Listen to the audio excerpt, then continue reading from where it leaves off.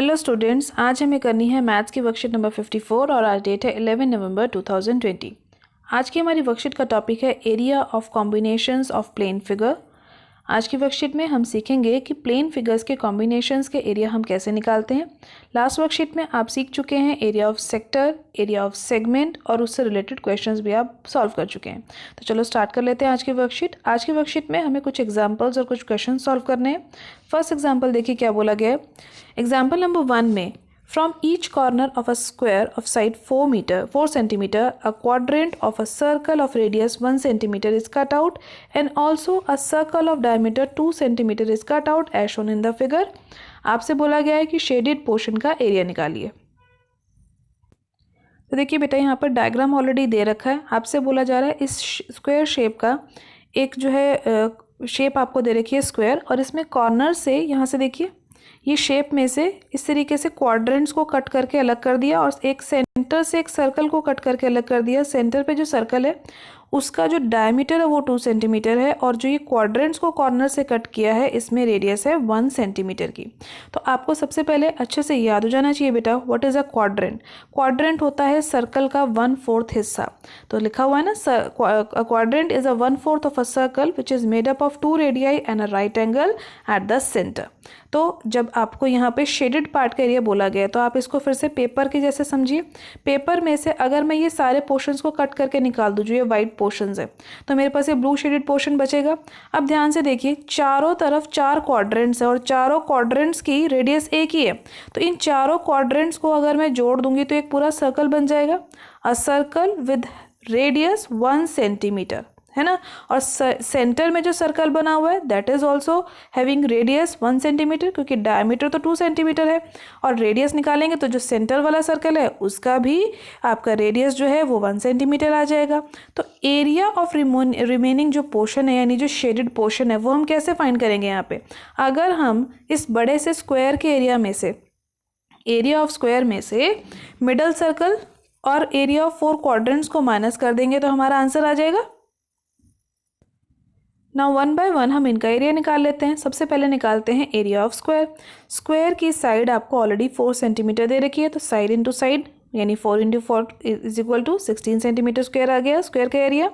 अब जो circles inside है यानी जो सेंटर में सर्कल बना हुआ है जिसका डायमीटर 2 था उसकी रेडियस क्या हो जाएगी 1 सेंटीमीटर। और एरिया ऑफ इनर सर्कल हम निकाल लेते हैं। क्या होगा इनर सर्कल का एरिया पाई आर स्क्वायर, जिसमें आर की वैल्यू क्या है 1। सो ऑब्वियसली हमारा आंसर क्या आएगा 22/7 centimetre square. Now area of 4 quadrant, जो कॉर्नर्स पे ये चारों क्वाड्रेंट बने हैं 1 2 3 4, इन चारों को अगर जोड़ दें एक साथ तो एक पूरा सर्कल कंप्लीट हो जाएगा। दैट इज वाई यहाँ पर लिखा है area of 4 quadrant is equal to area of circle. अभी हमने एरिया ऑफ सर्कल निकाला था 22/7 सेंटीमीटर स्क्वायर, यही इसका एरिया हो जाएगा क्योंकि इनकी रेडियस भी कितनी है 1 सेंटीमीटर चारों क्वाड्रेंट्स की। अब बहुत ईजी है, area of remaining shaded portion कैसे निकालेंगे। स्क्वायर के एरिया में से इन दोनों एरियाज को ऐड करके सब्ट्रैक्ट कर दीजिए। सब्ट्रैक्शन करने के लिए डिनोमिनेटर तो ऑलरेडी, पहले तो एडिशन होगी, डिनोमिनेटर ऑलरेडी सेम है तो आ जाएगा 44/7। सब्ट्रैक्ट करेंगे तो आपका आंसर आ जाएगा 68/7 सेंटीमीटर स्क्वायर। इसके बाद हम स्टार्ट करते हैं एग्जाम्पल नंबर 2। एग्जाम्पल नंबर 2 में देखिए क्या बोला हुआ है। On a square handkerchief 9 circular design of radius 7 centimetre are drawn or made, then find the area of the remaining portion of the handkerchief। very easy to understand also। एक handkerchief है यानी एक हैंकी है जिसमें circle की shape के, ऐसे जो आपने यहाँ पे सर्कल की शेप देखी ना पूरे बड़े वाले सर्कल, इस शेप के 9 डिज़ाइंस बने हुए हैं और जो ईच डिज़ाइन है उसकी जो रेडियस है वो है 7 सेंटीमीटर। यानी ये जो छोटा सा सर्कल है ना, इस सर्कल की जो रेडियस है वो है 7 सेंटीमीटर की। आपसे बोला जा रहा है कि इन सर्कल्स के अलावा जो ये वाला पोर्शन बच गया ना, ये वाला पोर्शन, इसका एरिया निकाल कर आपको बताना है। तो फिर से पेपर कटिंग मेथड याद कीजिए। अगर इस पेपर में से मैं ये सारे के सारे सर्कल्स को कट करके बाहर निकाल दूँ तो मेरे पास क्या बचेगा, ये रिमेनिंग पोर्शन बचेगा। अब रिमेनिंग पोर्शन का एरिया निकालना है तो यानी स्क्वायर के एरिया में से मुझे ये 9 जो मेरी शेप्स मिल रही हैं इनका एरिया माइनस करना पड़ेगा। तो चलो स्टार्ट करते हैं। पर बेटा यहाँ पर ध्यान से देखिए, यहाँ पर आपको स्क्वायर की साइड नहीं दे रखी नहीं दे रखी ना, लेकिन हम निकाल सकते हैं। कैसे निकालेंगे? देखिए, ये जो सर्कल हमें दे रखे हैं, इन सर्कल की रेडियसेस तो हमें पता है। एक सर्कल की जो रेडियस है वो कितनी है? 7 सेंटीमीटर। और एक सर्कल का जो डायमीटर है वो कितना हो जाएगा? ये पूरा डायमीटर, अगर रेडियस 7 है तो ये हो जाएगा 14 सेंटीमीटर एक सर्कल का। दूसरे सर्कल का कितना हो जाएगा? अगेन 14। तीसरे सर्कल का कितना हो जाएगा? अगेन 14। तो ये पूरे तीनों सर्कल के जो डायमीटर है, इन पूरे को मिला के, इन तीनों को मिला के क्या बन गई? स्क्वायर की साइड बन गई, नहीं बन गई? तो 14 + 14 + 14, स्क्वायर की साइड कितनी बन गई? 42। So we get the square side to be 42 centimetre. Square की साइड मिल गई, जिससे कि हम स्क्वायर का एरिया निकाल लेंगे इजीली। दैट विल बी 42 × 42, क्योंकि साइड इंटू साइड होता है एरिया।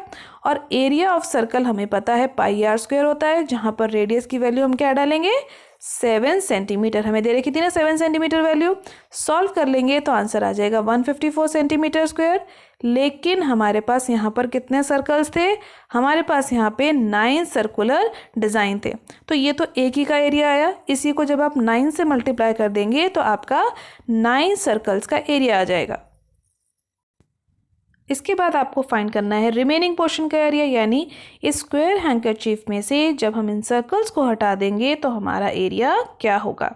तो हमें स्क्वायर के एरिया में से जो हमारा क्या आया था 1764, इसमें से क्या माइनस कर देंगे? 1386 यानी 1386। तो हमारा आंसर आ जाएगा 378 सेंटीमीटर स्क्वायर। एक बार दोबारा देख लेते हैं हमने यहाँ क्या किया है। नंबर ऑफ सर्कुलर डिज़ाइन थे हमारे पास 9।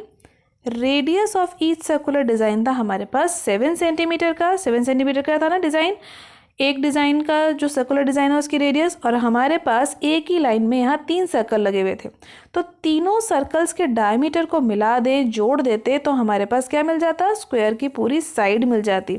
तो यही हमने किया। पहले सर्कल का डायमीटर 14, दूसरे का भी 14, तीसरे का भी 14, तीनों को ऐड किया, क्या बन गया? 42। And this 42 will be our side of square, length of side of square. उसके बाद स्क्वायर का एरिया निकाल लिया, सर्कल का एरिया निकाल लिया। सर्कल 9 थे तो 9 × एरिया ऑफ 1 सर्कल करा। स्क्वायर के एरिया में से इन 9 सर्कल्स का एरिया माइनस कर दिया, तो हमारा आंसर आ गया रिमेनिंग पोर्शन का एरिया। सो इसके बाद हम स्टार्ट कर लेते हैं example number 3। Now example number 3 देखिए। एग्जाम्पल नंबर 3 में बोला हुआ है in the figure there are 2 circular flower bed on the sides of the square lawn ABCD of side 56 metre. If the center of the each circular flower bed is the point of intersection O of the diagonals of the square lawn, then find the sum of the area of the lawn and the flower beds. एक इस shape का आपके पास यहाँ बोला गया है कि एक सर्कुलर फ्लावर बेड्स बने हुए हैं। देखो यहाँ पर जो स्क्वायर है, स्क्वायर की साइड के अलोंग सर्कुलर फ्लावर बेड है, ये दोनों साइड पे। ठीक है, आपसे बोला जा रहा है इस स्क्वायर की साइड है 56 मीटर्स, दे रखी है आपको 56 मीटर स्क्वायर की साइड। और आपसे ये भी बोला जा रहा है कि जो सेंटर है इन सर्कुलर फ्लावर बेड्स में, if the centre of the circular flower bed is the point of intersection of the diagonals. तो जो ये सर्कुलर फ्लावर बेड्स थे, ये जो 2 सर्कुलर फ्लावर बेड्स देख पा रहे हैं ना आप, this is the first one, this is the second one, जो यहाँ नीचे बन रहा है, ये O पॉइंट पर इंटरसेक्ट कर रहा है, जो कि इसके स्क्वायर के डायगनल्स हैं। तो आपसे बोला जा रहा है what is the sum of the area of the lawn and the flower bed. तो ये दोनों साइड पे जो लॉन बन रहे हैं और ये जो फ्लावर बेड बन रहा है, ये जो फ्लावर बेड है, इसका एरिया आपको ऐड करके बताना है, इसका सम निकालना है। तो what will be the area. इस शेप में हम एरिया कैसे निकालेंगे? हम एरिया निकाल लेंगे सेक्टर OAB का। Where is the sector OAB? ध्यान से देखते हैं हम अपने डायग्राम को फिर से। हमारे डायग्राम में OAB कहाँ पर है? This is the sector OAB, ये वाला portion sector OAB। Next is sector ODC, इसको ऐड कर देंगे और साथ ही साथ हम ऐड कर देंगे इन दोनों ट्राइंगल्स के एरिया को। तो स्टार्ट करते हैं। एरिया ऑफ स्क्वायर लॉन निकाल लेते हैं। एरिया ऑफ स्क्वायर लॉन कितना होगा? 56 × 56, जबकि होता है साइड इंटू साइड। 56 साइड दे ही रखी थी, तो हमारा एरिया ऑफ स्क्वायर लॉन आ गया। इसके बाद हम लेट कर लेते हैं OA और OB की वैल्यू को।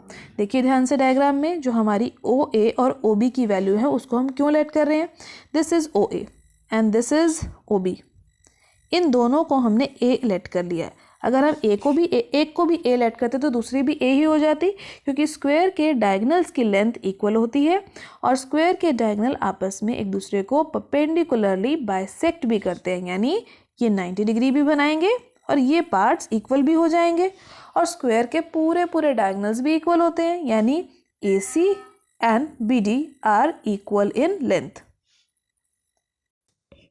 सो AC एंड BD इक्वल हैं, पूरे डायगनल्स भी इक्वल हैं और इनके हाफ पार्ट्स भी इक्वल हो, तो तभी हमने इस पार्ट को भी A लेट कर लिया तो सामने वाला पार्ट भी A हो गया। अब ध्यान से देखिए बेटा, ये जो राइट एंगल ट्राइंगल है OAB, this is the right angle triangle. इस राइट एंगल ट्राइंगल में आप पाइथागोरस अप्लाई कीजिए। पाइथागोरस अप्लाई हम क्यों कर रहे हैं, क्योंकि हमें ए की वैल्यू निकालनी है, क्योंकि स्क्वायर की सारी साइड्स जो हैं वो 56 मीटर्स हैं। सो वी कैन किसी भी ट्राइंगल को आप ले सकते हैं। तो अगर हमें पाइथागोरस अप्लाई करनी है तो ऑब्वियसली क्या होती है, hypotenuse square is equal to base square plus perpendicular square. तो देखो यहीं पे A square plus A square will be equal to 56 into 56, क्योंकि ये जो दोनों साइड्स हैं ये हमारी बेस और परपेंडिकुलर है एंड 56 इज अवर हाइपोटेन्यूज। अब ध्यान से देखिए, ए स्क्वायर और ए स्क्वायर क्या हो जाएंगे, 2a square and 56 into 56 already लिखा था। इस 2 को इधर नीचे ले आइए तो हमारे पास ए स्क्वायर की वैल्यू आ जाएगी 28 इंटू 56 मीटर स्क्वायर। इसके बाद हम निकाल लेंगे एरिया ऑफ सेक्टर OAB।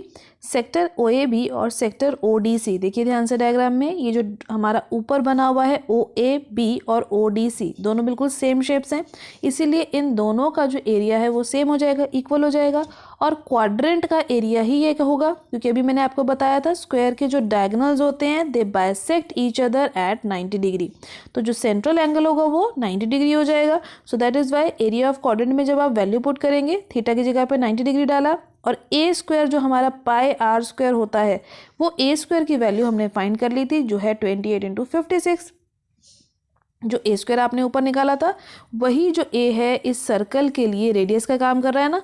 इस ए को हमने क्यों निकाला था, क्योंकि इस सेक्टर की रेडियस है और उसी ए स्क्वायर की वैल्यू को डायरेक्ट यहाँ पे पुट कर देते हैं। देखो पुट हो रखी है डायरेक्ट वैल्यू।